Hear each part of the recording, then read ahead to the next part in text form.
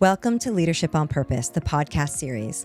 I'm your host, Catherine, and this is where we shatter the status quo and dive deep into the raw, unfiltered stories of those who are embracing their inner alignment. So if you're tired of the cookie cutter approach to success and you crave a life that resonates with your true self, you are in the right place.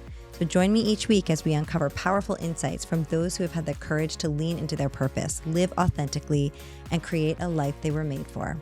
This isn't just a conversation, it's a movement. This is a revolution of authentic leadership, where we don't just talk about change, we live it. And you can too. Hello, and welcome back to Leadership on Purpose. I'm really excited for you to meet my guest today. I know I have brought you guys some amazing conversations, and I feel like they just build on each other and get better and better, and you're going to love our conversation today. So you are about to meet Sat Devbir, and Sat is an international speaker. He is an energy healer. He's an urban yogi. He actually is the creator of Mansion of the Heart School here in LA. And we're going to talk to him about all things transformation, a lot of spirituality talk, and one conversation that a lot of people are talking about right now, which is the concept of manifestation. So, and how does that all lead back to leadership on purpose? Well, it has everything to do with leadership on purpose, because as we've been talking about, your authentic self and aligning that internal compass is what makes you authentically lead in the world. And so we're trying to really bridge that gap between who you are as a person and how you show up every day. So Sat, thank you so much for joining us and being here today. So great to be with you. So excited for this conversation. So tell me a little bit about yourself, and then I want to dig into, Sat has a really cool story that happened to him in 2007, and that was really the catalyst for his awakening and for him really moving into a different direction in his life. And so talk to me about a little bit about your childhood and then what happened to you in 2007. And this is a little woo-woo, so buckle up, but it's a really cool story. So go for it. All right. Thank you for that. Yeah, a little woo-woo. We're getting woo-woo. Unpack I'm okay. the I'm story. here for it. Oh, amazing. Thank you. So yes, I mean, I was definitely born with some extrasensory abilities. I could communicate with people on the other side sometimes. I had. And what does that look like? How do you know you were communicating with them? Oh, such a good question. The first distinct memory I have is, I think I was just playing with some toys or something, and all of a sudden I had a vision of this kind of older man, and he was really big and tall, and he kind of had a big voice, and he said, "I'm your grandfather, and I'd like you to tell your mother this, that, the other." Oh, weird. And I was like, oh, okay, because he had passed away before I was born. And so I go to my mother, and I'm like, "Grandpa Bert says blah, blah, blah." I don't even remember exactly what it was now, but she just, her face was like total fear. It was really wild, which is kind of funny because later I learned that she also had this psychic experience with him where she was off camping with my father, and she sat up in bed or something, and she's like, "Oh, my father's going to die." And so when the ranger came and said, "You have a phone call," the next morning, wow. She knew exactly what it was. So yeah, I guess maybe they had a special connection, or she's probably psychic as well, but just didn't really want to embrace it. And so yeah, that was one of the first experiences, which I later learned was more like a mediumship experience when we're able to communicate with those on the other side.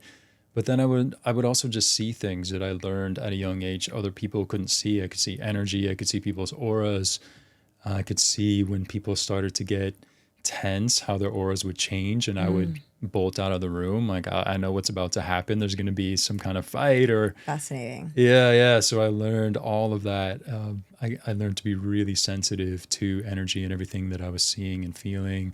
So yeah, it was just a lot of color and sometimes random spirits. The most prominent one was actually this purple orb that I'd always see kind of floating around my ceiling, and we would have these conversations, and I had no context for it, so I just called it God because it felt like this really wise voice. And I stopped telling people about it quite early, but it went on for a long time, I think, until I was in high school and kind of got that, teenager angst and attitude, and it maybe bolted and said, let's let him do his thing for a while. But But yeah, that was really interesting that we would have these profound telepathic conversations. And I even thought I was going to die at one point when I was 16. I kept getting these messages that I was going to die. And then I was on my way to the hospital or to a doctor's appointment because I didn't want to freak out my parents or anything.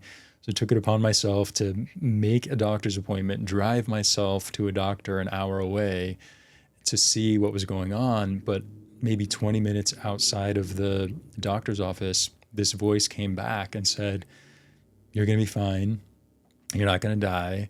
I had chills through my body. I knew that the message was true. So yeah, there was just like random things like that would happen my whole life. So I didn't know what extrasensory was. I didn't even know what ESP stood for. Right. So, right, I'm like, I was born in the Midwest in the middle of, just cornfields and all of that. So no one around me really had any context. So I certainly didn't either. So yeah, I was really just like an alien and super sensitive kid and super interested in like mythological creatures and stuff. So that definitely made me a huge dork. Was like bullied all the time. And so of course all of this made sense after the spiritual awakening because I needed to really cultivate a lot of compassion within myself, and I needed to experience the deficit of what I was here to do so that I would have more passion toward creating unity in the world, right? When you feel like such an outcast and an outsider, you really have a stronger desire to bring people in. At least I did. Mm-hmm. And so I feel like that's kind of part of a lot of spiritual conversation too. And even manifesting is, if we look at our biggest challenges, if we look at the things we felt we had a deficit of, I didn't get enough love, or my parents didn't pay attention to me, or whatever it is, we're here to pass that on. When you experience a deficit of something, then often we're so much more inspired to bring it to the world. And so with that kind of soulful spiritual energy behind you, it's a lot easier to kind of get on track with your higher purpose. Mm-hmm. So just as a little note as we're going down memory lane here. So, you say something that, or you said something that I wanted to touch on. Being psychic. I think when people hear that term, in this mainstream world, it's, you think of a psychic as like a little pop-up shop on the corner of someone who's going to like charge you $20 and tell you your future. But really, that's not what being psychic is about. It's really about having the clairvoyance that's available to all of us. It's not it's not like a witch thing. And it's become, I think it's become this thing where it's a witch-themed thing, or it's been a little bit taboo, I think, in the mainstream world. So how would you describe what psychic really means? And how are those gifts available to everybody? You have such a good point, because I don't even call myself a medium or a psychic because it's misinterpreted, as you said, and misunderstood, but also because it's so fluid. Sometimes it's vision, sometimes it's claircognizance, just like a knowing.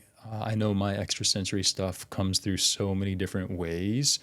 And yeah, they can all be kind of chalked up to psychic abilities, but you're absolutely right. All of us have the capacity. It's just that when the Industrial Revolution hit and we started to really value science over connection, and we started to value our machines and our, we can prove it, and we really stopped studying life and started studying death. Instead of learning about ourselves and the world through observing life, we had these tools then that said, well, I can cut this animal open and learn about it. I can cut this dead human body open and learn about it. And so we kind of started studying death versus life. And I think that's where a lot of us got super shut down. We started to use the cerebral functions, the left brain, the logic, and we really abandoned our natural intuition.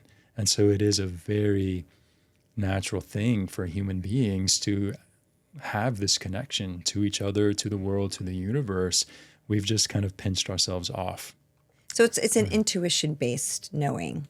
100%. There's actually, I was listening to a podcast, I think, and it was a gentleman who talked about getting in touch with your intuition. He's a person who helps you bring out your intuition. Mm-hmm. And I thought that was so interesting. I'm like, well, that's something I think everybody could really utilize, especially the youth of today, is like, how do you learn to listen to how do you know it's your intuition and not just your mind telling you something that you want to do or or you don't want to do? Yes. How would you explain that to someone? Like, how do you lean into your own intuition? Oh, it's self-attunement. This is the other thing. In our hustle culture, achievement culture, we've also disowned these parts of ourselves that actually need our attention and need our care. And that's the piece that's so important in cultivating intuition, is telling your body to sit and stay and being in that meditation, contemplation, whatever you want to call it, but not just to try and stop your thoughts or relieve some stress, but to actually connect with yourself. Self-attunement is so important. We gotta check in. What's going on? What are these emotions telling me? What is my body telling me? We have to cultivate interoception again, because we've started to override when we're hungry, when we're full, when we need to rest, right? We're not paying attention to the cues that our bodies are giving us. And so I think a huge part of intuition is actually restoring interoception, doing vagal toning, regulating our nervous systems. Our higher chakras don't work when we're in fight or flight. Mm-hmm. The sympathetic nervous system kicks on. Mm-hmm. All the blood goes into our limbs, literally, so we can Mm-hmm. fight or flight. Mm-hmm. And our higher chakras are not going to work. The third eye intuition is not going to work when we're in that state. We're going to be making our decisions based on impulses and survival mode. And it's really just the lower chakras that are activated. So when I say self-attunement, it really is self-care, sitting with yourself, just like a new person that you're kind of enthralled with, and you're just like, oh my gosh, this person is so interesting, or I'm so attracted to this person, or whatever it is. Like, we have to be that way with ourselves. Yeah. We have to be insatiable in the way that we get to know ourselves. And if we can build that self-attunement, the intuition all comes online. But if we're just running around going crazy with a million things, trying to taskmaster, the intuition has a really hard time coming through. And even when we're dropping down into more subtle states, it still sounds more like a whisper. And the second that the logical mind comes in and tries to second guess intuition, it bounces, it's out. Yeah. So when you get that intuition and you sense it as intuition, you got to capture it. You got to write it down, leave yourself a voice memo, whatever it is. Do not let that slip away. And if it doesn't make logical sense, sometimes you just have to trust. It's a very specific frequency. It's a very specific feeling. And most people, if they really think about it, can think back to moments when they've had that experience, when something has just felt really aligned and they couldn't explain why, or why they had to do that, or why they had to move across the country, or whatever, why they had to get divorced. Like, sometimes our intuition is just like, this is it, this is the way. And we're not always brave enough to follow it. But if we can be courageous enough to go with it, that's where we really increase our power of manifestation and stay on path. Oh my gosh, I think that's such a great way to describe it. So essentially, we're so accustomed to grinding it out, working hard, killing ourselves to get to the next thing. And that's where you lose all of it, right? You lose your entire frequency changes, and you're furthest away from your authentic self, because we weren't really made to live like that, right? We weren't made to create like that. So, and it seems to be a collective, the humanity as a collective is really starting to understand this now. And there's more people coming online saying, and I don't mean online literally, I mean, they're coming to themselves, and they're understanding that there's the way that it's been done is not the way it needs to be moving forward. And a lot of that's probably our souls telling us, hey, this isn't the life, this isn't the way we were supposed to do things. Like, there's lack of authenticity, there's lack of inner alignment, and you were here to really find your true purpose and change the world, right? I think that's why we were all created. Yes. Into this physical avatar that we have, whether we like it or not. That's right. Absolutely. So, yeah. All right. So tell me about 2007. Okay, so 2007. I'll try to be succinct, but yeah, I had started to hear this voice of my higher self again, and it had been a while since I was getting messages and things like that. I had gone to school and gotten a great job and doing all the things and trying to be normal, and then all of a sudden, I started hearing this voice that was without a doubt my higher self, which is interesting because I hadn't heard that term before, but I just had this knowing that it was my higher self, soul self, whatever. And it's like, go to the Bodhi Tree bookstore and read Autobiography of a Yogi, and go to End of the Seventh Ray and this and that. And this Saint Germain book fell off the shelf. And then it was go to this yoga class and go to this meditation training. And so I was just doing all this stuff. Go find these crystals. I was running all over Los Angeles trying to find these crystals that would come to me in my visions. And every time I would sit down to meditate, it would just be chills, chills, chills, chills, chills, and really feeling like these strong connections. I didn't know at the time that was my Kundalini coming up, and I was having Kundalini awakenings every day when I would sit down to meditate, subtle enough to handle, but they were beautiful and intense in their own way. So finally, I'm sitting in my living room one night meditating, my apartment in Hollywood up by the Hollywood Bowl, and all of a sudden the orb is back, the purple orb from my childhood. Interesting. And I was like, whoa, I forgot about this. And I could just really feel this aliveness and this kind of warmth. And it was like, an old friend or something. And so it starts to descend. How it used to always float around the ceiling, it started to kind of descend to the center of the room, and then it grew. And I'm kind of watching it, and I'm like, are my eyes open? But my eyes were open, and out of it comes this huge archangel.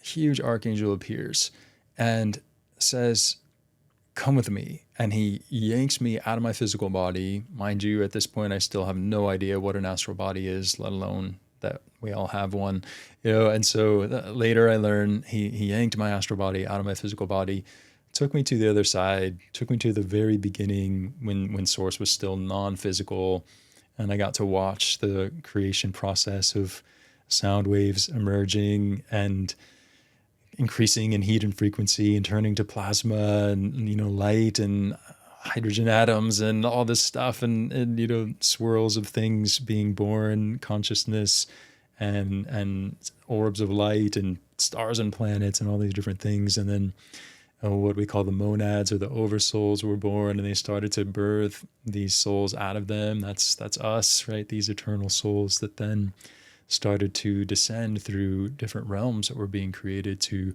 mature themselves and give Creator an infinite number of ways of experiencing itself.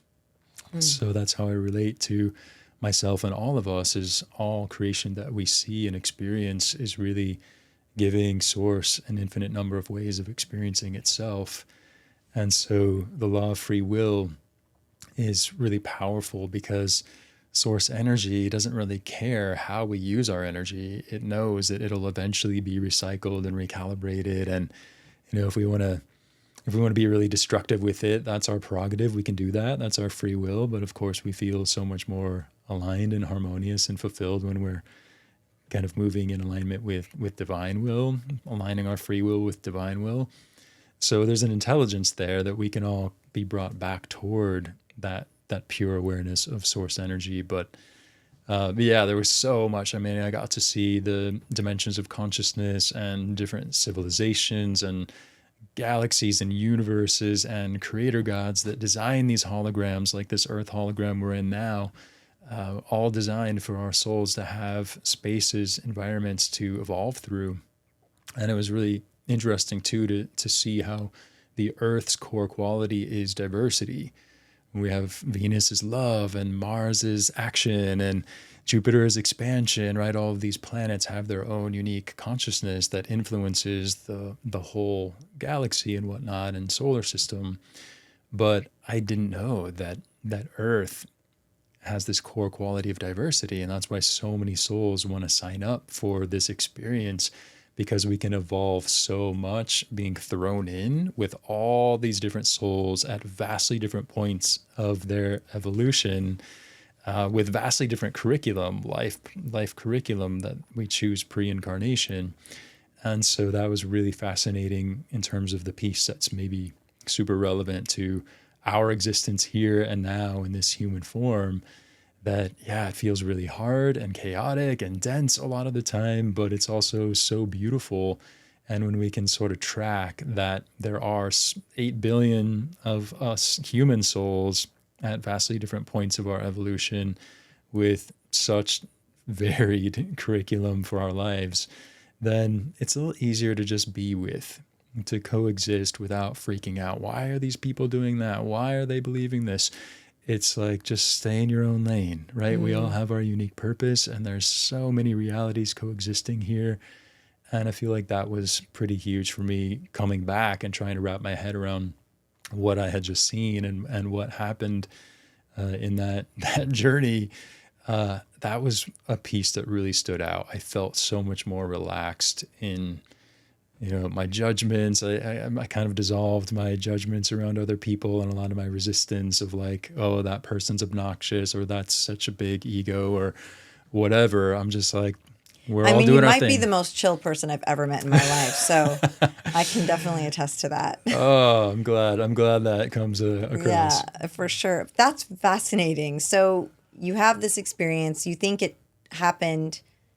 How long do you think it was going? Like, how long was it? My God. I mean, honestly, I think it was like 20 minutes in our 3D sense of time. And yet it was, I mean, I thought that I had been gone for 6 years. I was like, where am I? What time is it? What year is it? I mean, So crazy. yeah, Were you, and you weren't scared? I wasn't scared. That was the trippiest part. And as my life started to get turned upside down in the aftermath, I also wasn't scared. It was like there were parts of me that were definitely feeling pain of having to let go of relationships and, yeah, move out of my home and all these different things that happened. But the trust was stronger. I knew that what was happening was something really positive and profound. So I stayed with it. So you have this intense experience, and you're working at a hotel, or you're just living your life as a normal person. You have this experience, and then what does that do to you? Where do you go? You wake up, and it's like you can't really go back, right? Your whole life is just changed. Mm-hmm. So where does that put you? Oh my gosh. I mean, yeah, there was a lot of wrestling with feeling lied to by religion and a lot of these, Interesting. yeah, kind of world agreements that are so distorted. And so I definitely had a grieving process with all of that. I felt, yeah, kind of betrayed by this reality in a way, and had to really reconcile that in my own mind and heart. And then I feel like, yeah, just the relationships didn't resonate anymore. I couldn't just go hang out at the mall. I wasn't going to go to happy hour after an experience like that. Yeah. So, yeah, all of that got turned upside down. And I think I was supported so much. Every day after that experience, I was getting visited by another ascended master, another archangel, some kind of evolved being would step Wow. in. Oh my gosh, that's crazy.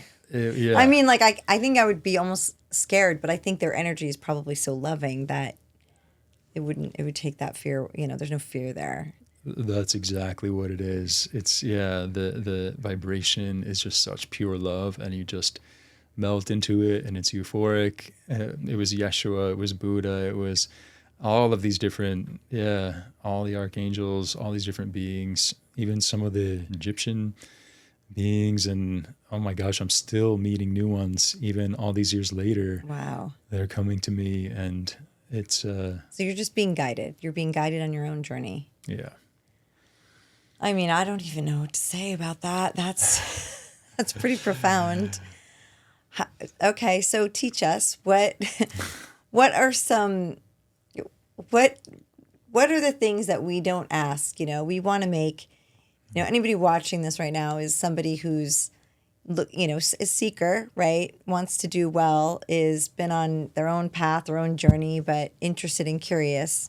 So, for the person who might not have an archangel visit them, they came to you for a reason, right? And to spread that information. So what's the one thing you think they want us to know? Ooh. certainly how powerful we are, how beautiful we are, how supported we are. That's really it. The piece that I get again and again and again is this distortion of self-loathing and this struggle with real self-esteem. And you alluded to that earlier. Just, yeah, it's all very performative. We just kind of look at what the world has decided a powerful person looks like or a confident person looks like, and we mimic that. But it's a much different process of actually cultivating a relationship with your inherent value. And when you do that, you don't let your mind take you off into the hypnosis of I'm only good or lovable or deserving if I achieve all these things and make all this money and look a certain way and whatnot. You really get aligned with your own purpose, your own zone of genius, a way to express your own gifts. I had so much shame about being quiet and not really athletic and all these things and being artistic when all the cool kids were in sports and I loved music and I was writing poetry and I had so much shame around that. And then when I had my spiritual awakening, of course, then everyone's like, oh my gosh, we love your guided meditations. Your voice is so soothing and we love your writing and all this stuff. And it's like, oh, wow, this is such a different experience than the one I grew up in. And so I wish that for all of us, that we can really tap into what our inherent gifts are and where our inherent worth lies, create a really well-worn path inside of ourselves back to that place. So even if we do see this person that's just like killing it and we're comparing how we feel on the inside to how they appear on the outside, Right. that we can always find our way back home to our own inherent value. Because that's our point of power. Our point of power is not feeling less than all these other people that we're feeling are doing so much better and so much more than us. Our point of power is in that connection to our inherent value, because it's the emotional intelligence, it's that EQ that will tell us what actually matters to us so that we can put our energy there. And we've heard way too many stories of, my parents said I had to be a lawyer or a doctor, so I did that, and then I was miserable, and 5 years later, and however many thousands of dollars later, I became an artist or I became a yoga Right. teacher. So we don't have to put ourselves through all that. We really want to connect again with that self-attunement piece, Yeah. so we can be in our lane. Not to say that a lot of the scenic route isn't necessary too. I'm glad that I had a corporate career and whatnot. I'm a yogi that knows how to use Excel and work with Right. software, and so I feel like all of that was really good preparation. So it's not always as direct as we want it to be, but at the same time, yeah, cultivating that relationship with our self-worth, that relationship with our inherent gifts. And I know a lot of people say, I don't know what my inherent gifts are. And so you got to keep digging, right? Yeah. Maybe you don't know now, but that's the value. Everybody has them. So it's like, Everybody. if you're a human walking on this earth, you were birthed with gifts and it's part of the journey is finding out what those are. Yes. But I love that you said that the understanding your inherent value. I wish they would teach this in schools.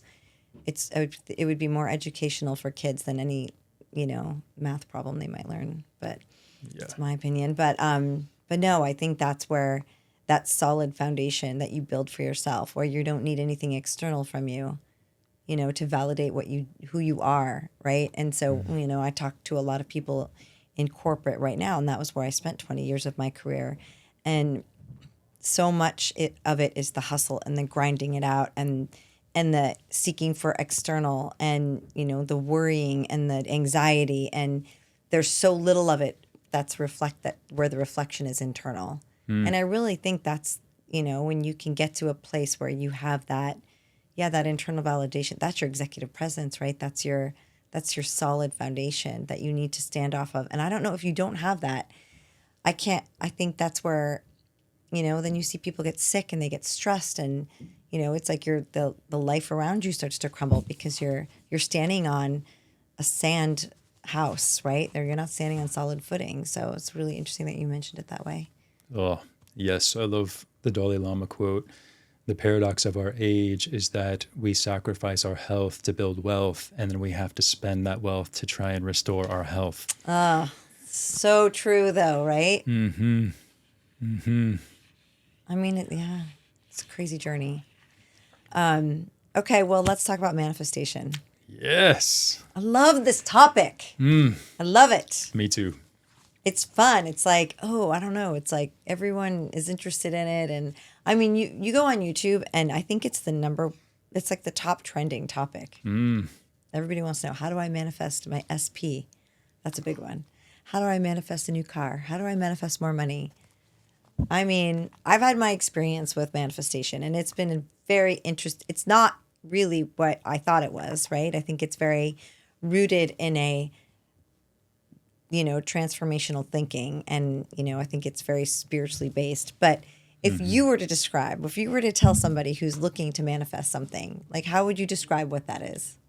It's healing. It's healing. That's where it's at. It's healing. Yeah. I haven't heard it described like that before. How is it healing? So my guides are coming in, if you don't mind. We warned you all we were going to get woo-woo, but bring the guides in. Here we go. Here we go. I love it. Guides are coming in.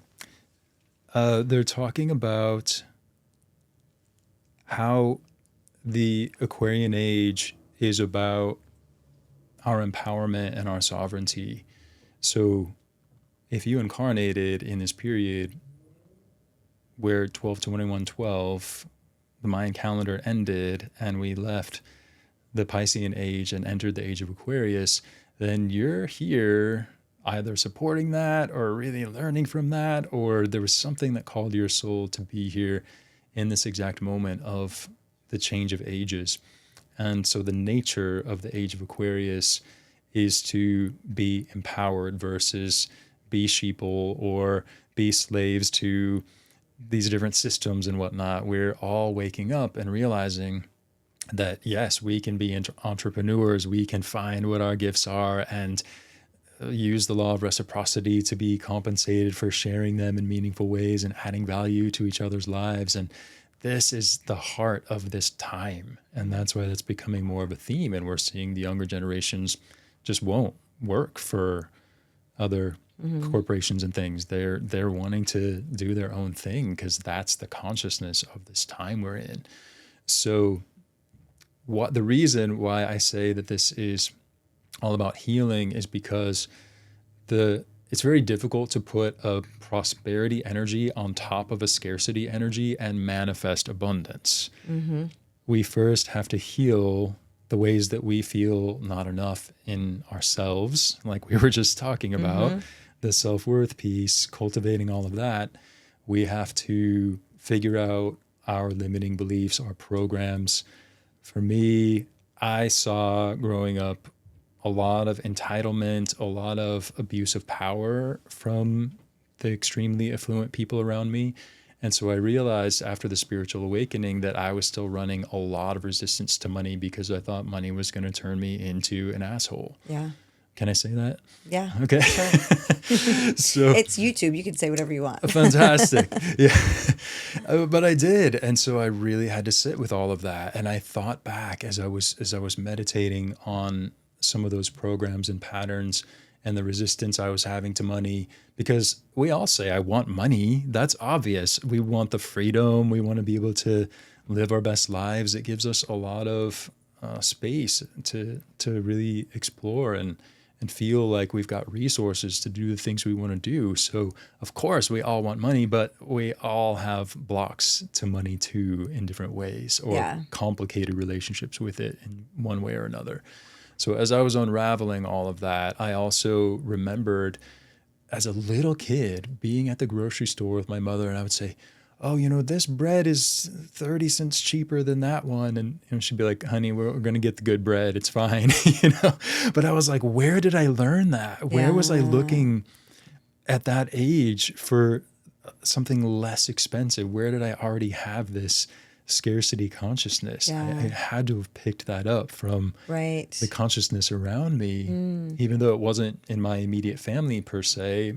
I don't know, maybe it was, but but somewhere I picked that up. And so I went bit by bit by bit, and I used affirmations that really made me squirm, like, I love money and money loves me, and I'm rich, and things like that. And, but not in the context of, I'm so great, I'm so superior, but just like, I'm rich, I'm wealthy, I'm Right. right. And really just letting myself kind of squirm around with these affirmations and find out where those points of resistance still were inside of me. And that was such a healing journey. I mean, doing Oh my that. gosh, you just said something. I think that's very educational. So there's a lot of talk about affirmations and how you should utilize affirmations in order to, rewrite that neurological neuron in your brain that tells you, you are or you aren't, right? So it's basically, retelling your story. But that's not what an affirmation does. But the way you just said it is the way it should be used, which was, okay, you tell yourself a story of what you want, and your brain is either going to believe you or not believe you. And most likely it's not going to believe you because you haven't done the healing. But if you use the affirmation to find out where the trigger is and then heal the trigger, then that makes sense. That I've never heard it described like that. I think that's really powerful. Give your what it is you want, and then you tell yourself that story, and then you figure out, because that's how you find out what your belief system is anyway. You could take a look at your reaction to any given situation, and whatever that trigger is, you have a limiting belief within that trigger. And then it's your job to unpack that, heal that, rewrite that story, give your brain, which is like an SEO machine, give it existing evidence to rewrite that narrative, and, and move forward with a new belief that does serve you. So that's so interesting. I love that you just use an affirmation that way. I love that. Nice. Well, I love that you just articulated all of that. You totally proved my point for me. Thank you. You made that so easy. I mean, I get it, right? I love hearing the way other people talk about it. And then I get little pieces of nuggets of the way it gets explained. So fascinating. Oh, yes. Triggers are trailheads. Yeah. So I feel like with everything you just shared, the folks listening are probably going to get it. Like, oh, this is why he said healing. The first step. Yeah, because I didn't know. I was like, healing. That is not what I expected you to say at all. And I'm like, well, how are we getting to healing? But now I'm like, oh, I get it. Oh, So good. I get that. It's so good. That is a powerful nugget, man. So good. So happy you're vibing with that. So happy. Totally vibing with that. If I can just offer another piece that I've really noticed as my career has bloomed and I've worked with thousands of people, so intimately with these things, I notice this other core commonality, shall I say, where we have these polarized parts. One part is holding all the shame. One part is holding the exiles, the parts of us that weren't welcome in our homes or our societies or whatever, the parts that we had to disown. In parts therapy, we call them the exiles, right? And that's where we tend to hold the majority of our shame. And so that is, I'm worse than everybody else. I'm not good enough, never going to be good enough. Those kinds of beliefs are held by those parts. But in order to keep us from totally collapsing into that shame spiral, our ego then over here has to inflate us in certain ways. Well, maybe I'm smarter than everyone else, or maybe I'm more this or that, more beautiful. Or if I get this really great position at work, then, then I'll have this leverage for my shame. And so this is where the other piece of healing comes in, is we don't want to be polarized between our shame and our inflated egos. We want to create enough healing inside of ourselves that we don't need either one. We can touch into the shame and heal that and realize that we do have this inherent value and we do have a right to take up space and be prosperous and manifest everything that's in alignment for our higher purpose. It's all in that package anyway. When we're incarnating, all of our resources are available to us. It just makes it more interesting if we have to dig for them and excavate them a little bit more, right? Yeah. So the tricky part is the ego will have you chasing things that really aren't necessary or for you, right? Like I gotta look perfect. I gotta whatever, all those things are that the ego's like, I have a nice car. It's LA, you're nothing if you don't Right. have the new Right. Mercedes. And like none of that is true. What the shame is telling you isn't true. What the ego is telling you isn't true. You got to bring those two together, integrate them in that healing process so that you can hear the truth. So I always encourage people to look at that too. What is it that you don't want anybody else to know about you? What feels like something you just could not name because your shame would just flood your system? Those kinds of things are often our superpowers. We just misinterpreted them, or they were made to feel so unwelcome in our environments that we have this distorted relationship with them. But we want to be coloring with all the colors in our coloring box, right? Yeah. Or the crayon box. We want to be coloring with all of our colors. So it is that reclaiming of the whole self, because we're never going to manifest in alignment with our higher purpose if we're not working with our whole being. We need the whole self to be moving in that direction of our higher destiny. Well, it's definitely not as easy as saying, okay, go envision, go visualize your new car, say a couple of affirmations, and then your car appears. I think that's the Yeah. That's the tricky part with law of attraction. Sometimes we can get ourselves into a really high vibration, and that puts us in a state where we become magnetic and things come to us. But as I said before, it's really hard to put a prosperity frequency on top of all this unhealed stuff going on inside. So we really want to, do the healing part first and know that we're actually vibrating the same frequency that we want to bring back. And also, I really appreciate the set it and forget it method. Yeah. Because the second we have a desire rise up and we start putting energy toward it, we assign resistance to it because we're always afraid that it might not happen, right? So we're getting that little bit of fear, that little bit of resistance entangled with every desire that rises up. So sometimes it really is like, there could be a better plan for me. It might be a winding road, but I'm going to put out to the best of my ability my greater vision, whatever I really, truly, intuitively feel is my higher purpose or my greater vision for my life.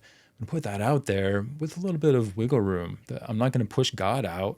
Like I'm going to let the divine intelligence also help guide that, because I might be missing pieces. So we have to keep a little bit of space open and some adaptability open for that divine intelligence to help us on that manifestation track too. Yeah, letting go of the how and the control. I think resistance is a really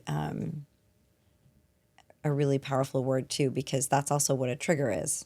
A lot of people don't understand, well, a trigger, I just got upset about something. But when you're upset about something, it's like you have resistance towards something, right? And it's really identifying that and trying to understand where that's coming from. I love Devbir. I listen to him quite a bit. I'm part of his organization, and he has a whole framework. Desire plus non-resistance equals desired result. And it's true, right? You have a desire for something, and it's your job then to really, set it, forget it, let go of the resistance, heal any of the triggers you might have inside you. And, and you will get to where you want to get to, if you can set that track moving forward. So anyway, it's a beautiful way that you just described it. Thank you so much for sharing all that. What have I not asked you that I should ask you? Oh my goodness. I don't know. For some reason, I just had a ping of my yearly vision board things. That's a hot topic right now too, especially associated with manifestation. And it's so funny because I usually don't look at it throughout the year, but I get really present with myself on New Year's Eve every year. And I really put, imagery and words into the vision book, and I connect to it and I pray over it. And a lot of times when I open it up the next year on December 31st, I'll be really shocked at all the things that actually happened. I even had this really important voyage where I was visiting Israel and I was visiting Stonehenge and I was visiting Egypt, kind of all on the same trip.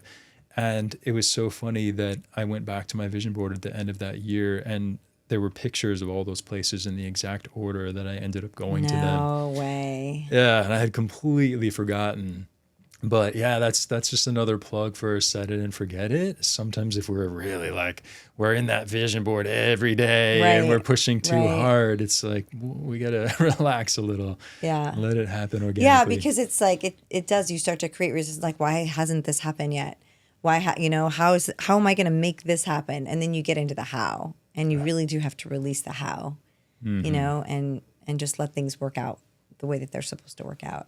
Oh, absolutely. Don't push God out. Keep space for Yeah, spirit. yeah. Yeah.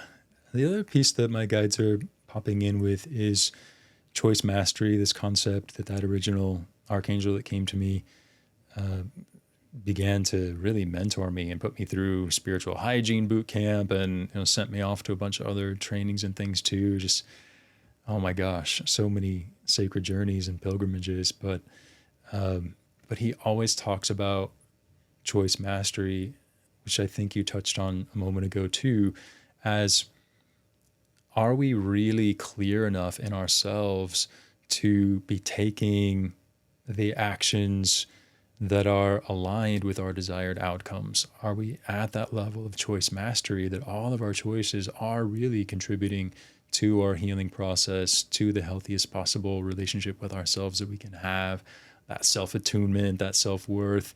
Are we really putting our energy where it's needed to realize the outcomes that we're seeking, to actually manifest that greater vision? So there is that free will piece and that choice mastery piece, because we can get super frustrated when it feels like things aren't happening as fast as we want them to.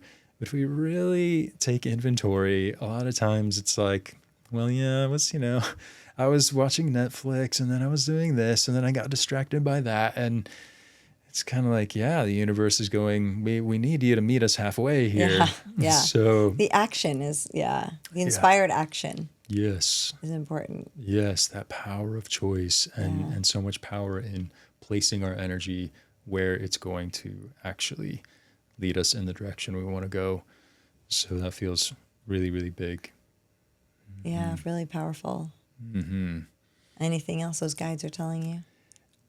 There's something here for sure. Let me just check in, see what they're talking about.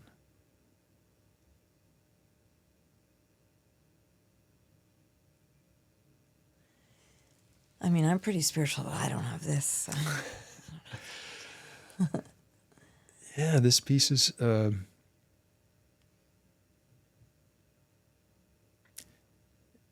I feel they're just kind of nodding to what we call quantum physics and quantum entanglement, and to really resource ourselves with that which doesn't always seem so obvious. Because through the principles of quantum entanglement, we are always connected to the whole. We can really resource ourselves in that capacity. And so it is important, just back to this point of spending quality time with ourselves, that we downregulate our brain rate, which is why meditation teachers are always talking about slowing down your breath, because your brain rate will follow your breath rate.